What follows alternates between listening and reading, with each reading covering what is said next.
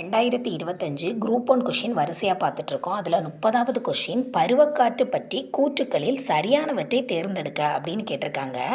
நம்ம இதில் எது தவறுன்னு கண்டுபிடிச்சாலே சரியானதை எடுத்துடலாம். ஃபஸ்ட்டு அரேபிய கடல் மற்றும் வங்காள விரிகுடாவில் உள்ள காற்றழுத்த தாழ்வு நிலைகளால் பெரும்பாலான பருவமழை பொழிகிறது. இது நமக்கு சரின்னு தெரியும். அரேபிய கடல்லையும் வங்காள விரிகுடாவிலையும் உள்ள காற்றழுத்த தாழ்வு நிலைகளால் தான் பெரும்பாலான பருவமழை பொழிகிறது.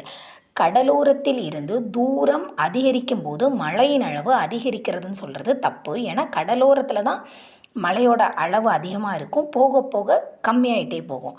தென்மேற்கு பருவமழையின் போது தமிழகத்தின் கிழக்கு கடலோர பகுதி வறண்டே காணப்படுகிறது. சரி, ஏன்னா தென்மேற்கு பருவமழையின் போது அந்த கோயம்புத்தூர், திருநெல்வேலி, கன்னியாகுமரி இவ்வளோ இடத்துக்கு தான் மழை வரும்.